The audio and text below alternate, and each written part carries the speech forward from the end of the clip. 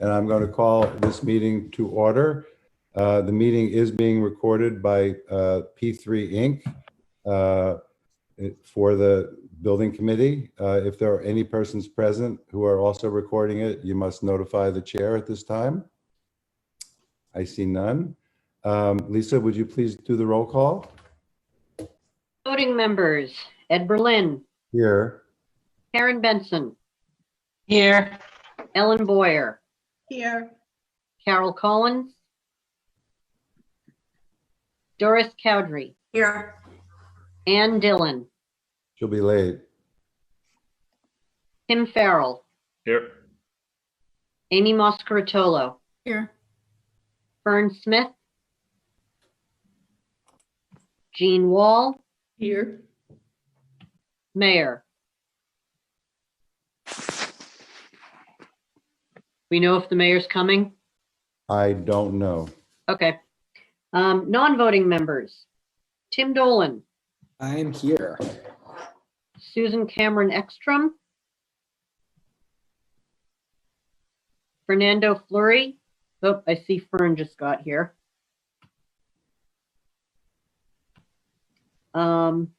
Erica Ryugies. She won't be here. Okay. Liz Gilman. Me. Charles Roberts. George Vandelinder. Here. Oh, good. I was starting to feel lonely. Marlo Warner. Here. Thank you. We do have a quorum. Thank you, Lisa. We got the minutes from last meeting out late. I apologize for that.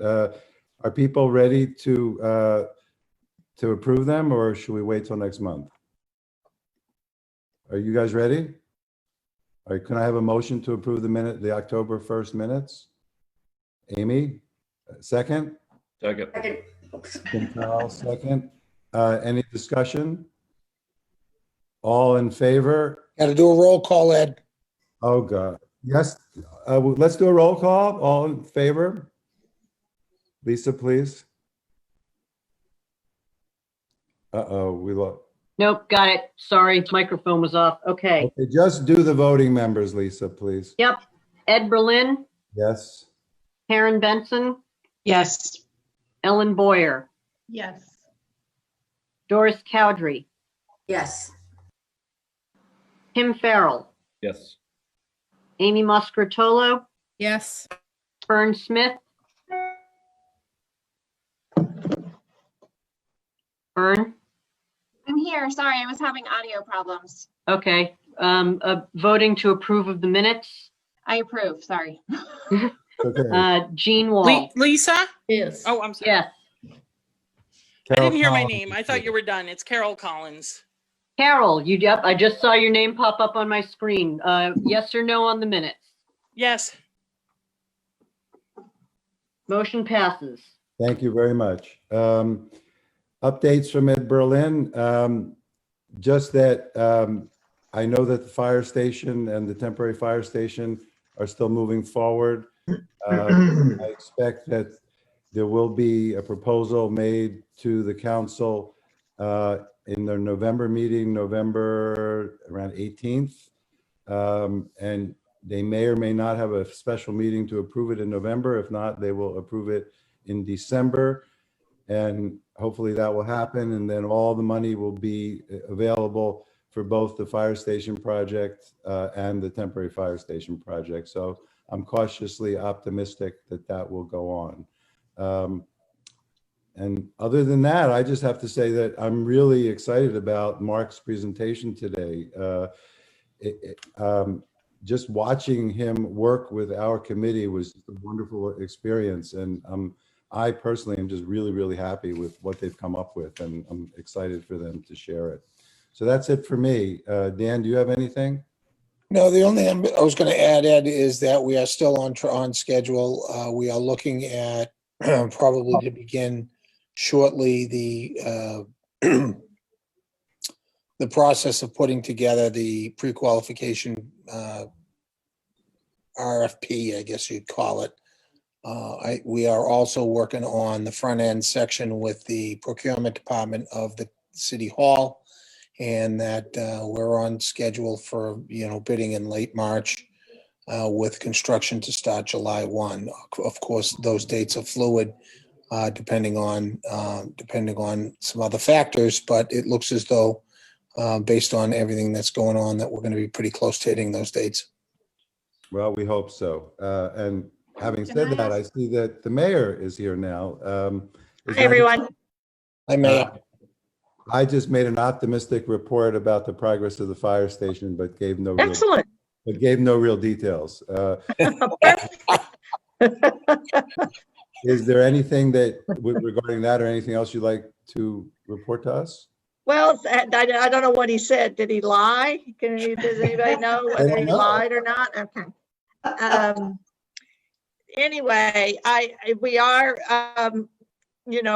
going before the city council we'll appear again for further information this month, but I believe they don't take a vote on the additional 6 million that we're asking for until December. So we continue to work on that. And also the other funds needed to complete out our $17 million, the need for $17 million. So that is something we're doing. And of course, work goes on between the company, the OPM and Pacheco Ross with regard to designing out the temporary space, purchasing the buildings, and working with DPW as much as we possibly can on the infrastructure needs there. That's in order to keep costs down. So that all continues, and we're, optimistic about the council vote. And so certainly happy to provide you further detail as we get closer to the opportunity to finally breathe. With regard to purchasing the property, I expect to hear from them today with a counter to our counter or an acceptance of it, whichever comes our way. So that process is moving on at what I would call about a normal pace for purchasing a piece of commercial property like that. Great. Well, thank you. And thank you for everything that you're doing to support us and keeping the city going under these somewhat trying. All right, Phil, do you have anything that you want to say?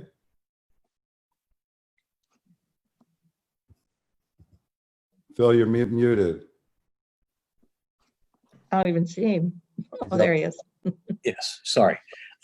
Yes, just for a minute before I introduce you to Mark, for those of you who haven't met him. We are coming up on our 50% review set. That will be ready to share with you and with P3 in the next couple of weeks. We were hoping to have a draft of our front end specification as part of that for review. Typically, we would put together the whole front end ahead of time so that the town, the city, and your council would have, your lawyers would have an opportunity to take a look at it. If the city has some standard documents, it'll probably save a little time. If you've had some other projects that you've used that you've done in the past that are similar to this, I know that Dan has suggested something like the senior center, for example. We could certainly take that and modify it.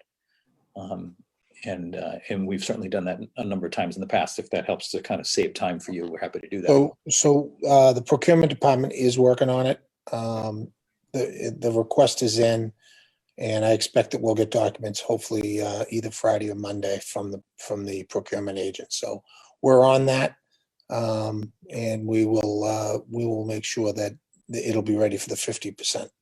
Okay. And so what we would normally have is all of the contractual information, all of Division 0 and all of Division 1 that we would submit to you to take a look at. Division 1 is probably going to be more Dan and P3 taking a look through and seeing what we have in there for construction facilities, temporary controls, and so forth. And the special conditions will also be in there. We're in a tight site. We've got lots of neighbors. It's a busy street. There isn't going to be a lot of space to kind of shake out and take deliveries and so forth. So we're going to need to be careful and work those things in so that we don't have contractors saying to us, oh, this is really hard. You're going to pay us extra money to deal with this. We want to make sure that it's all understood and in the front end of the document. So that's where we're trying to get that done. So if that isn't ready at the exact same time as the 50% drawings, we'll send the drawings along anyway, and we'll just follow up shortly thereafter when we get the front end put together. And I'm planning on sharing that with you all as a PDF file like we did at the design development drawings. There'll be a lot more information in there. So doing a page turner remotely may be difficult for all of us to do, but I would encourage you all to take a look through, and then we should kind of work through them and kind of hit the highlights and answer questions and do whatever you would like to do in order to kind of move the process forward. So when we do get it, then I would ask everyone, if you want, take the time, especially in the area of your expertise, to go through them carefully, because this is our only chance to really have input into those documents. So I'm sure they'll be fine, but if we have the opportunity, I would ask everybody, at least in your area of expertise, to please do that. And as last time, if there are issues, just send them directly to me first. I will collate everything and try to help Phil get the answers that people might need. Yeah, it is a 50% set, so that means half of it's not there. So there will be some things missing, but if there's things that you're worried about, make sure you let us know, and we'll make sure that we get them into the documents. Great. Thank you. And with that, Mark Mazzarelli is our landscape architect, and he's been working with us and the landscape subcommittee and has come up with a plan that I think is really nice, complements the building, really kind of fits in with your downtown. I think will make a very nice neighbor to the beautiful site that you have at your existing library and the other downtown areas. And I think it's going to be a real asset. We're trying to create a space that is both welcoming and is part of the library, but is also a great public space on its own, so that it could be utilized when the library is closed for things as well. So without putting too much pressure on Mark for how awesome this is going to be, he's got a presentation for us, and he's going to walk us through. Ed, before Mark starts, could I just say that I have to leave at 5 for another meeting. So it wasn't anything you said, Mark, or anybody else. But I eventually I'm going to leave. We do want to get a vote today, so I don't know how much time you plan to spend, but if it was 30 minutes, Mark, maybe you could do it in 25 and oh, yeah. So yeah, I'm hoping to do the show and tell a lot faster for everyone. So we can all get back to watching TV. Yeah. See if anything happens. I'm watching it All right right. now. So let's get right to it. I'm going to share some content with you. I'm going to bring up the plan, which is I'm working off of my iPad. That's why you're seeing me sort of funny, but it's awfully convenient. So here's our plan. Can everybody see that? Or if anybody can't, speak up, I should say. So here's the plan. I'm going to zoom in. I'm going to take you on a quick walk around the site. The plan, this is the overall view of the library as you now know it. I'm sure everybody's oriented by now. And then there's a second sheet that's we're going to look at very quickly at the end of my quick presentation that shows the piece of the north end of the site that's cut off right now. So let's take a walk into the site. I'm going to bring up my pointer. And here it is. So we've crossed Main Street and we're in front of the old library, or the former library that's still the present library. And we're going to cross the entrance drive and come into the plaza. Now, plaza is a sort of a large word for a small space in reality. I think when you look at the plan, and I think it's instructive when you have a chance, to get a sense of the scale. It looks a lot larger here than it really is. And we've actually, in the design process, made it a little, we've elasticated it a little longer, wider per some the full building committee comments. But a lot of the elements that you see here are based on the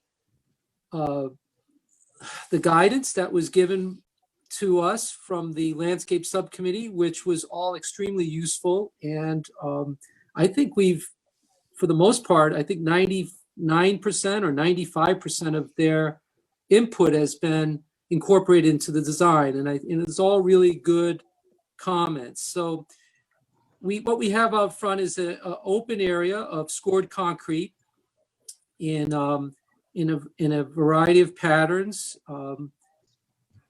to help break up the space and make it visually interesting. We have some organically shaped planters with some seating elements.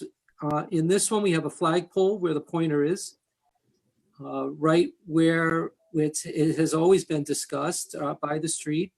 We have some curvilinear seating elements in a current iteration that are envisioned to be stone. And within these plant beds, we have a mix of native plant material. In fact, native plant material is predominant across the site. We're doing that for a number of reasons, not only because we're trying to support our native growers and the wildlife that is attracted to them, but also because they are extraordinarily strong and adapted to this area. And also, I think there's another element to it that's instructive is the educational piece. I think it's important for everyone to know what grows well in our region and what we should be encouraging. So without getting into the details too much, we have per the landscape committee's comments, they were looking to anchor the building with some large shade trees. We have tulip poppers here and there, some understory trees, amelanchier, which is shad, which is a multi-stem tree. Out by the street, we have tupelo trees, which this time of year would have brilliant red foliage, orange red foliage. In this planting zone, we have permeable paving, which will allow the root zone to establish, but at the same time, allow pedestrians to cross through there. We've incorporated bike racks in the front and the rear. And as you approach the building, there's an interpretive plaque at this location with text to be determined that acknowledges the indigenous peoples of the region. There's in the entrance area is sort of, there's a hierarchy of paving materials that bring you from concrete to granite to the building itself. This is sort of the welcome mat. And it also allows for this to be heavily salted or abused or which way you want to cut it. These are going to be granite pavers, large stones, 2 foot by 4 foot, so they'll last forever. The seating elements were envisioned to be stone as well. And one further element in the plaza that's worth noting is that when we get to the fine grading, if this plan is approved today, the idea is to shed some of the water out of the entrance down into these gaps here, and that will naturally provide some stormwater irrigation to these plant beds. This site will not be irrigated with a traditional irrigation system. An egress walk comes out of the assembly room this way. There's a location for a sculpture, although it's getting squeezed pretty mightily. And in subsequent meetings, we don't have to discuss it today. I'd like to investigate maybe some alternative areas that aren't going to impinge upon the pedestrian and egress of the front. And then just lastly, in the plant beds, we talked a little bit about the trees, but the understory plantings will include shrubs, low shrubs and perennials and grasses as well. Not so much a mix of evergreen and deciduous, but some evergreen elements in there. So we have some 4 seasons interest. I'm going to zoom out now if I can, and take you to the rear. Remember that the landscape architect in this project is not responsible for the design of the vehicular ways. So I'm really, what I'm focusing on is primarily the back of the curb to the building. Let's look at the patio, and then we'll just take a quick tour around the parking lot. This may be a little fuzzy, but I think you can kind of see the gist of it. So I'll bring up my pointer again. You know, from the bike racks, and there's accommodation for 14 bikes here, 12 in the front, which I would like to note. There's a provision for a gate, so this can be secured. That needs a little more design development, but we're hoping that can work. Accessibility is made that way. There's a small service area here for bin storage, and then stairs here for quicker, more able access in and out. The patio area is primarily for children, and the scoring pattern back here reflects a more whimsical, playful design, and it's in a crazy quilt pattern, which I think could be very interesting and invite a lot of imagination. And I can see children having each sharing these trapezoidal zones in terms of like coloring with chalk, whatever. It's inviting for all sorts of creative play. The plant beds that surround it, which are going to be developed further in the subsequent phases of design, have a clear mix of deciduous and evergreen. And again, we'll have 100% native material here. We're being very careful to make sure that there's no attractive nuisances or berries that will bring any children to emergency rooms or anything like that. There's a small storytelling area here that can take up to 20 children. And which I didn't mention in the front, we've also begun to think about designated areas for snow storage in the winter months. So moving right along, I'd like to take you on a short visit to the perimeter of the parking lot. So I'll bring up my spotlight again and say that the large shade trees here are hackberries, which are an interesting native. I've used them before and the committee recommended them, so I welcome that suggestion wholeheartedly. They're very strong native trees that have a wonderful canopy and are well suited for areas that may get winter salt. So a very good choice and for parking lots.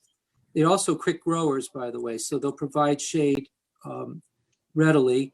In this zone, which is going to have a lot of availability for snow storage, some smaller understory trees with flowering characteristics are included, and those are red buds, which have that really wonderful small spring flower characteristics. And then along the back of the old library building, honey locusts, a small grove of honey locusts with their lacy foliage that architects love because they can shoot pictures of their building through them. And then on the Greenfield Savings Bank edge, which you're all familiar with, we've continued, I've been working with the civil engineer in terms of continuing pedestrian access as it exists now. So this point here is your existing connection, and that will be maintained, and there'll be the ability to walk that way and then across. And then in this area at the edge, the mulch line is defined here. It's pretty much the way it is now, but it's been modulated a little bit. This is a birch grove with river birch and yellow birch. And I think in time will provide a really nice way of separating the properties, but at the same time, with the ability to look under the birch trees, have some transparency. I'm going to switch to the next next sheet and quickly walk you through that, and then open it up for questions so we still have time to disseminate it and take questions. just getting my, I'm going to zoom in a little bit. So this is a pretty easy orientation. This was the patio space in the north side of the library we're just looking at. There was a match line here, so this separates the north and the south. In the construction documents, you'll see these plans at 10th scale for orientation, but when it comes to actually drawing detail layout and the descriptions of the keying in of the plants, these will be drawn at a larger scale, and there'll be bubbles for that, just so you know. We won't have to zoom in a lot. But on this northern edge, there's some retaining walls that you see here. This sloped area here, which will be perfect for the DPW to push their snow onto. More birch trees in a to be determined zone here where we hope to populate that with native grasses and perennials that take care of themselves. A little interstitial gap space here with, if budget permits, ornamental native blue stem grass that can withstand snow storage. You know, you can easily see how the plows will kind of want to push the snow up against there. And then in the last committee meeting we had with the landscape subcommittee, and Ed was present, I think I interpret this correctly, we're going to not have traditional loam and seed here. We're just going to go in these little narrow, hard to maintain spaces, mulch. I'm going to zoom out just a little bit so I can focus in on this area. Oops, I'll leave that there for now. The connection, the vehicular connection here will have a small grouping of columnar maple trees, columnar red maples, which are a native maple with the ability for snow storage at the base of them. And this little grouping is thought to complement the maples that are growing naturally, volunteer-wise. Our new red maple here. So this will be a little maple grove here, but these will be a little more sculptural in their appearance and in the grouping and then their silhouette. The transformer, which is here. And then lastly, I'm just going to end with going back to the main plan, the L1, and just quickly talk about the zone outside of the children's area so that we cover all four sides of the building. That this is all fenestrated here. It has windows. And there's some condensing units here, but we'll be able to look over those. And the children's area will have a grouping of viburnums and Amelanchier.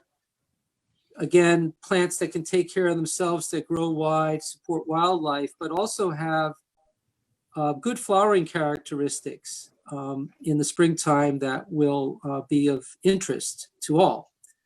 So that's a quick walk around the project, and I'd like to just kind of open it up for the group so you have time to consider it and hopefully take a vote today. So I cannot see everybody. It might be useful. I can stop the share if you'd like. No, I keep it up, but if somebody's got a question, just speak up. Do it that way. I have a question, Ed. And the mayor after you, Tim. Okay, mayor can go first. I defer to the mayor. I yield my time to the mayor. Mayor?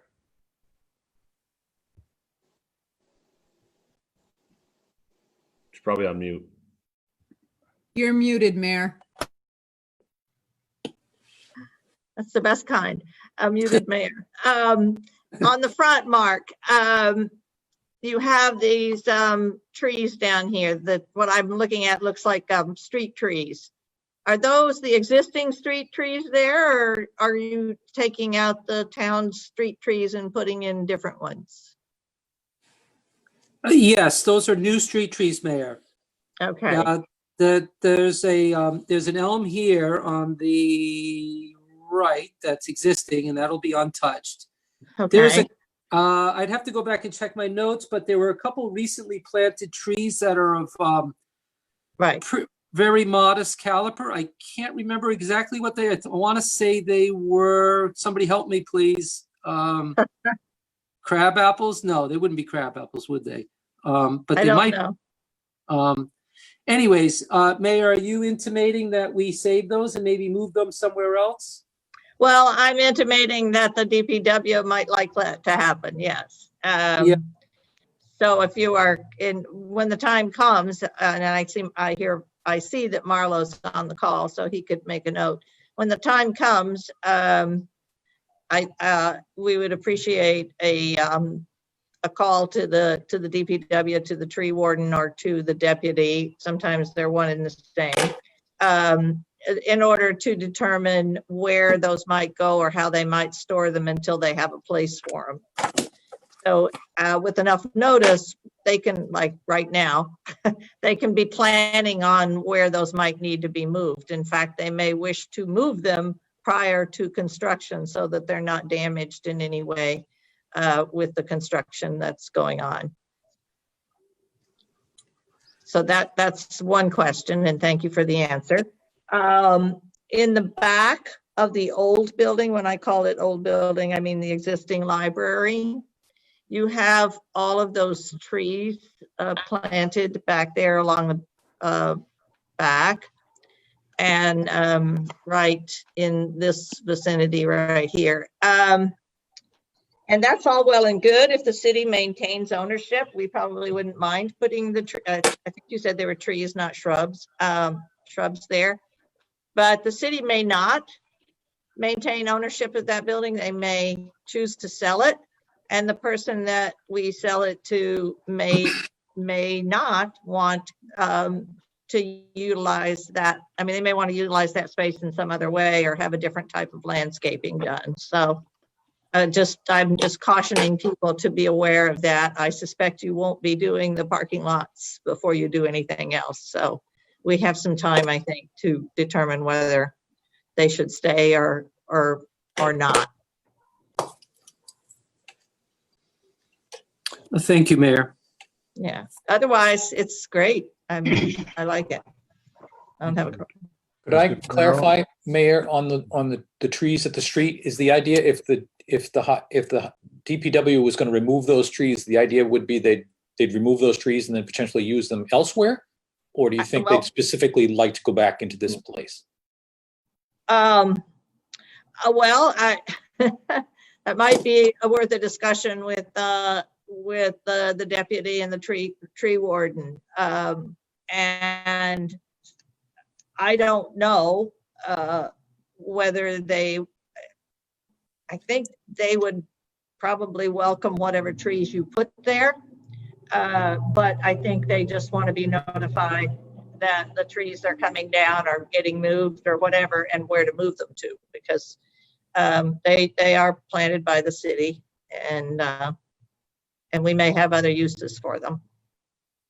Understood. Thank you. But I don't know the type of tree or how feasible it is to even dig them back up and move them. So that is a DPW call.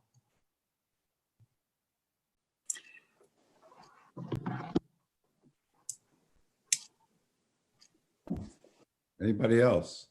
Yeah, so I guess I would, and of course the mayor's right on top of this stuff, and I was going to go down the same road and just make sure and get some reassurance that you have been in conversation with Superintendent Warner and the tree warden as far as not only just the continued maintenance that they will be responsible for, obviously, but as well as the impacts. And I know this is your job as well, and you know your job very well as far as the impacts of salt and sand and snow removal and over long periods of time, snow removal. I know we ran into an incident in another project where the salt and sand that was used had a lot of impact on the concrete finishing that had been put down. And we assumed that we wouldn't have this issue until salt and sand was put on it, and then we found that we did. So I'm assuming you have been in contact with the superintendent as well as the tree warden and gone through all of those what if scenarios. We have not. Okay. Yeah, Well, this is Marlo. Can I comment? yes. Yeah, I think the most important thing about the new concrete and such is that it is sealed for the first year and no salt is used on it. That's the most important thing for the curing factor. And I think that's what Tim is referring to. If we load up brand new sidewalks inside of a year that hasn't been, or I should say, using salt the first year, whether it's sealed or not, we're looking for trouble with the sidewalks caulking and so on and so forth. So Exactly. I would have said exactly the same thing. So wouldn't I. and I'd also like to comment that the tree warden Paul Raskovitz has worked very closely with Wisty and the rest of the committee on this. He has deferred to me a lot of the information, so I think we're right in line with the plan that's been presented. The mayor presents an interesting question. I think if we need to move any trees, fall, this time of year, early spring, for those trees that survive, to move them would be the appropriate response to that, if we need to do that. Any other questions? I think Gene I would Wall, like to raise another one too, Ed, Roxanne. go ahead. You got to go in 9 minutes. So Oh, okay. I just, I know that we all had a conversation back and forth via email with regard to the Le Petit Cafe. oh yeah. Did you ever reach out to the Massachusetts Commission on the Blind to find out how we might remove that building? Did I? Well, I think that was with the final email, as I recall, I haven't looked at it recently, was that in the past, they have been the ones that have dealt with these private enterprises under their wing. I think the whole history of unsighted people having an opportunity to do something associated with the post office was explored or explained in those emails.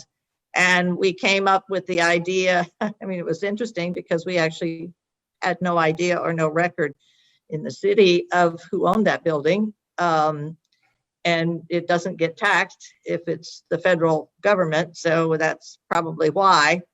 But whether it's federal or state. So I'm just curious. I would just want to make sure that we don't lose sight of that detail when it comes time to remove the building. I do not believe that that business has been in operation since COVID.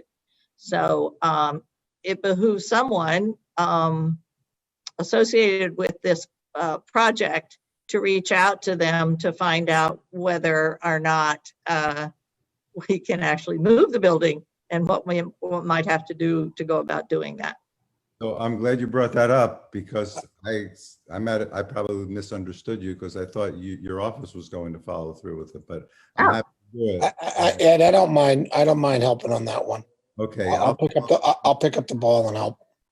Thank you. I'll talk to you about it tomorrow. I'll send you Sounds good. what the mayor gave me. Great. Gene Wall, do you have something I think you might want to bring up? Yes, I wondered if there is a way to incorporate naming opportunities into the patio.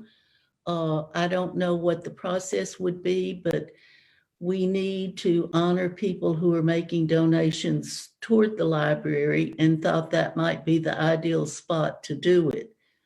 Can we put names into the concrete, or can we add in bricks with people's names on it? Or do you have other ideas that we could use for naming opportunities on the exterior? This is the first we've heard of it.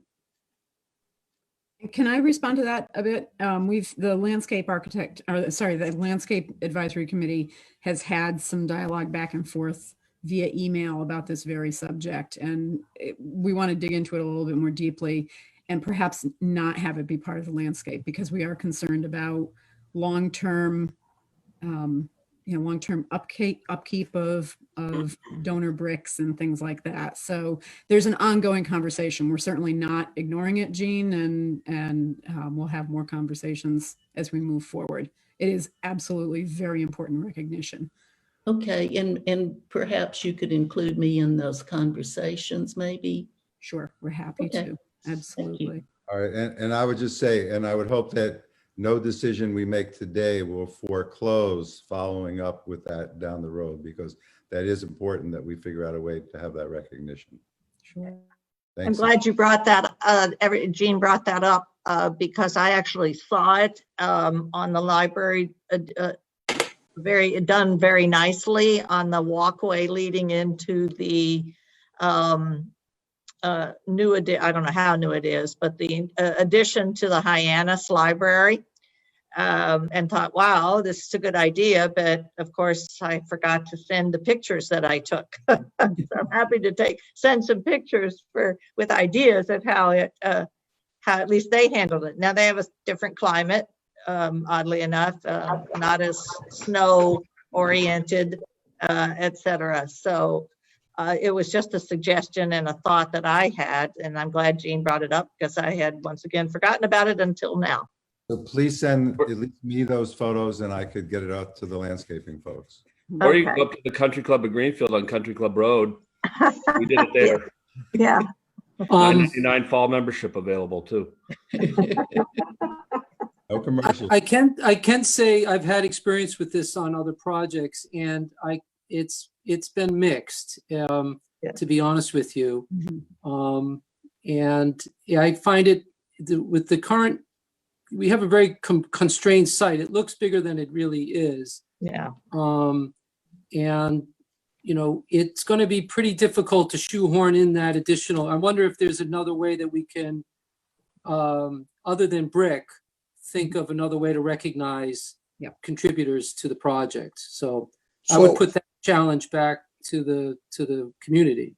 So the whole naming thing, it's more than just brick. It can go beyond brick. It can go to windows and rooms and things, and you really need policy for that. Right. And it really needs to be discussed at length. I really think that we probably should have a meeting on just that topic. If the library trustees want to move forward with raising funds through naming. It can get really complicated really fast when one person donates X, another person donates Y, and X got a better location. So we really ought to have that discussion. All right, well, there is a Greenfield Foundation that has been actively involved in those discussions for a long time. So I guess it's time to make some connections here. So we'll do that. Okay. Yeah. Okay. And I think it would be great. Oh, wait, And Amy. I'm the person in charge of donor recognition, so if you'll just talk with me, I can take it. Gene, you and I know each other for 7 years, so I'll give you a Yes, we do. Perfect. All right, then Amy, then Fern. Oh, go ahead. Why don't you go ahead, Frank? So I just want to wrap up when we're ready Fern to and Amy. take a vote. Okay, it's not related to the donors. So the separate topic. Are we good? Okay. So it's in regard to the plaza, and it might not make much sense, but it may be. Okay, so starting over. I'm looking at the bench, and if we're making those out of stone, especially the one that is in front of the library. Mark, excuse me, Fern. Mark, would you mind putting it up so we can see? Yes, what? sir. It's there. Yeah. It was. Okay. Thank you. So I'm wondering if that's a perfect bench for grinding a skateboard. And I'm all for a skate park, and I want a skate park here. But I'm wondering, and maybe the pavers here will make it unadvantageous to ride a skateboard, but that is a perfect one to grind on.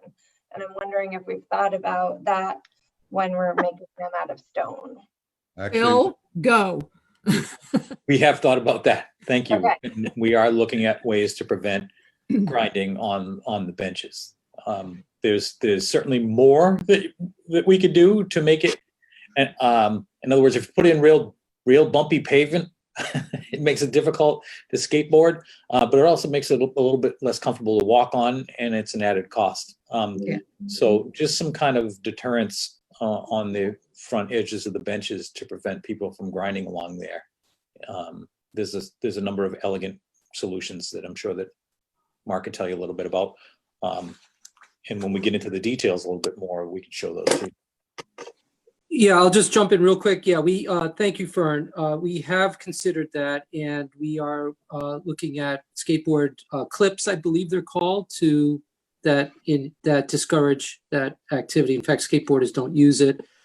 Phil's quite right. We could go with exposed aggregate concrete, which would be great out front, but I don't know if the budget will allow for that. And lastly, I just want to throw this out. For naming opportunities, Gene, I have worked on projects where the granite benches have been used for naming opportunities. Mm. So that's a really permanent, nice way of doing it. A little more costly, but actually a lot more costly.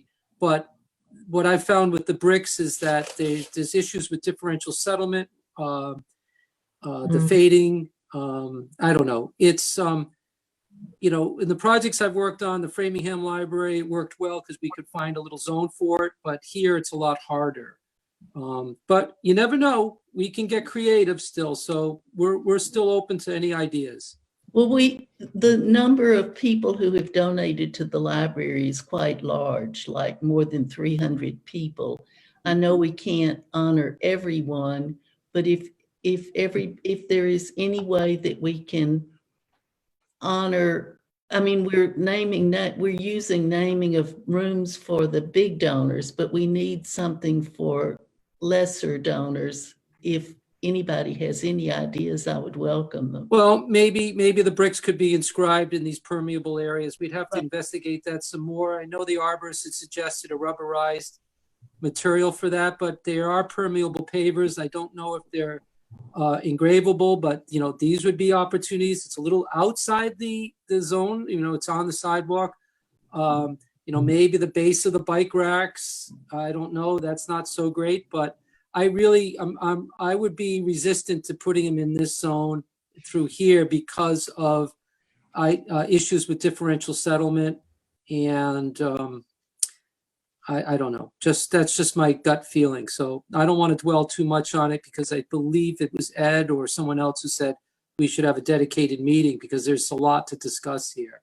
And Gene, there's also naming opportunities inside the library. I just want to make that known to the committee that this is a problem that we're facing. If everybody would like to pitch in, that would be great. All right. Well, I will assure you that we're not going to let it go. We'll figure it out. Anything else? Hey, can I jump in? Oh, were you calling on someone else? Go ahead, Tim. I was gonna change the subject, and I wanted to say a few words about parking, but I can do that whenever. Well, leave it up to your judgment, Mr. Chair. Well, just do it. You've already started. Okay. So I just want to talk about parking a little bit. As a city councilor, I think about parking a lot. I kind of want to share the process a little bit for folks who have not been involved. So I think we started out with 87 parking spaces for the site, and we have dropped that down to, I think I counted 68 in this design. The MBLC required 67 with a caveat. And that caveat was that if we could potentially reduce that if we got approval from the local parking authority. And we took it to one of their meetings and they kind of punted it back to us, is my understanding, so that if we really make a case for less, we could get their approval, I think. Ed, does that jive with what you remember? Well, I remember last meeting or 2 meetings ago when our representative from the MBLC, I recall her saying that she's not going to approve reducing the parking for fewer than 67 spots. Tim, I think I can help you with that too. Yeah. Yes, that caveat did exist prior to the writing of the grant application. Yeah. We could have gone to Greenfield's Parking Authority and got a reduction in the size of the parking. We did not. Therefore, the grant was approved with a minimum of 67 parking spaces. And it is still my understanding that we cannot change that. And that's what I heard Lauren say last week, or last meeting too, Ed. Well, Lauren was pretty clear too, also that any changes to the drawings require her approval.